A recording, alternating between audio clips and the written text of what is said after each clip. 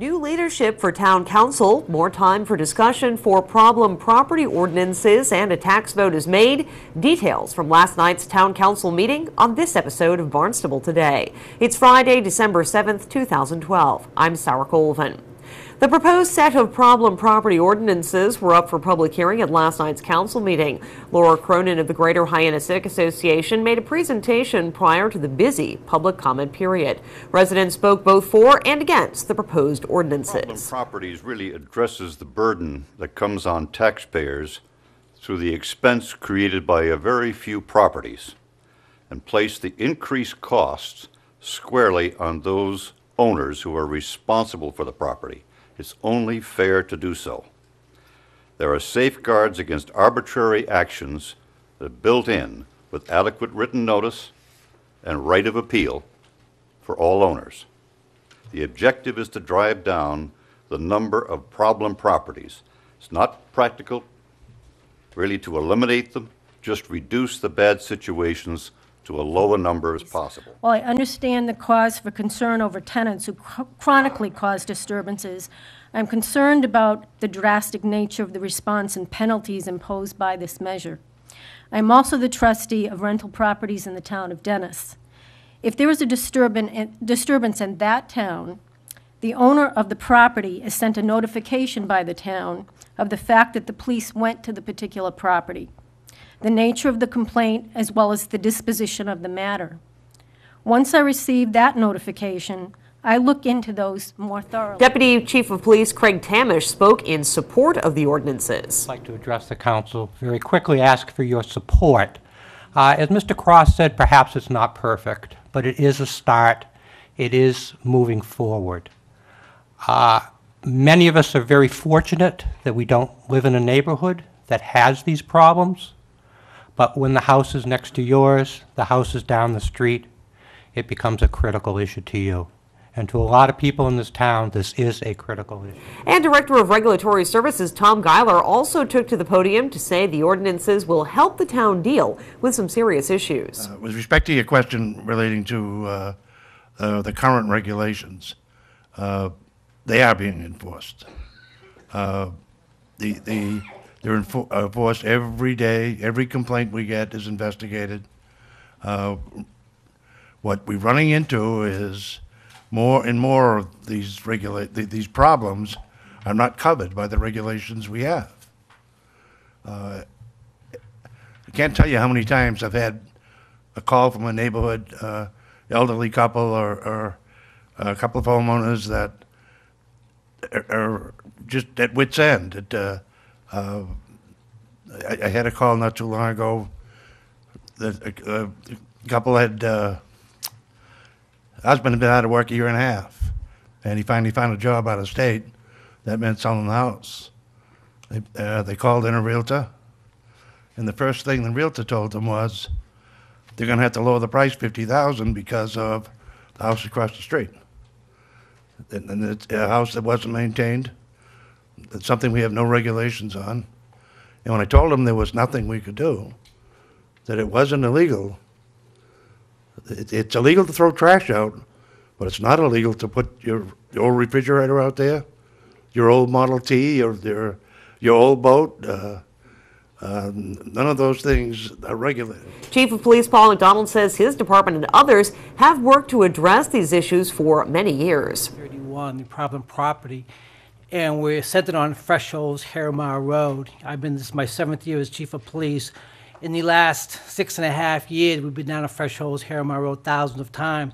We've actually gone down there on 3 different occasions, the Police Department, Department of Public Works, the Sheriff's Department, and we actually cleaned up the entire neighborhood, Fresh Holes, Harriman. We cleaned the streets, we cleaned the sidewalks. We went to every single property down there to clean them up. We then met with the Captain's Quarters, the Homeowners Association, myself, the Deputy Chief, some of the town councils, met with them to motivate them, to get them involved in that particular area of town, to show them what was going on and have them assist us. And today we've got zero cooperation, and this is the whole idea, the theme behind this particular ordinance is to that particular area, get the homeowners, to help with us to solve the problem. in this particular community. And that is the whole thing behind it, just to motivate them. You know, if people take a little bit of pride in that particular area of town, we can clean that up. But we, the police department and DPW, have gone down there. It's a private property, and we've had to clean on 3 different occasions. After a lengthy discussion, councilors agreed they wanted more time to understand and refine the changes. Discussion will continue on January 17th. Meanwhile, councilors voted on the tax levy. Assessor Jeff Redziak briefly spoke. Dramatic demonstration I can of your responsibility are going to be the 3 options. You're going to actually decide whether you want to split the tax rate in the first article, I believe. The second article will be whether to adopt a residential exemption up to 20% again. And the third option will be if you wish to adopt a small commercial exemption up to 10% again.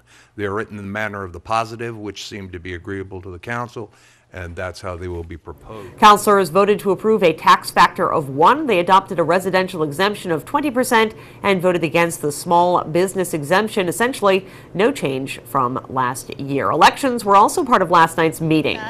I open the floor for the nominations for president. I see Janice Barton. Yes, it is my honor and privilege to nominate Councilor Deborah Dagwan for the position of president of the council. Second, who said that? Thank you. Thank you. All right, Deborah Dagwan, seconded by Councilor Tinsley. Good. Okay. Anybody else? Okay. That was quick. Okay.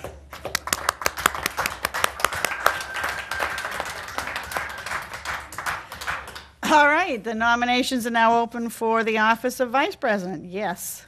I'd like to nominate Jessica Rapp Grassetti for the office of vice president. Thank you.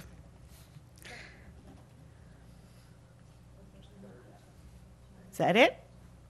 Woohoo. Who was the second on that? The second was Councilor Cullum.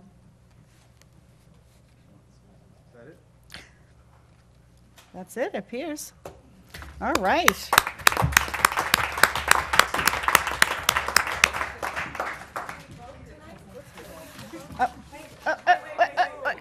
Hold on, we're not done yet.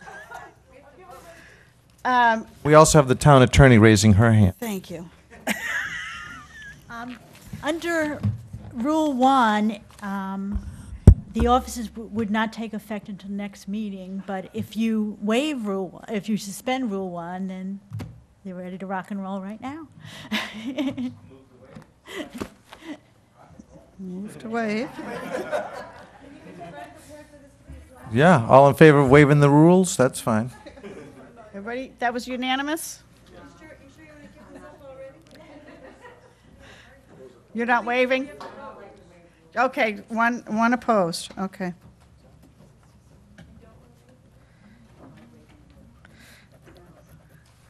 All right, so before you go anywhere, we haven't finished yet. All right, I declare that the nominations are closed. And I guess we really don't need to proceed with an election. I think we only have one person each here. So I don't believe so, but I would ask that now that we've waived everything, let's vote. So for Deborah Dagwan, all in favor? Is that unanimous? And for Jessica Rapp Grassetti? That's unanimous. Yippee. Yay! The new leadership will be in place by the next council meeting. With Barnstable Today, I'm Sarah Colvin.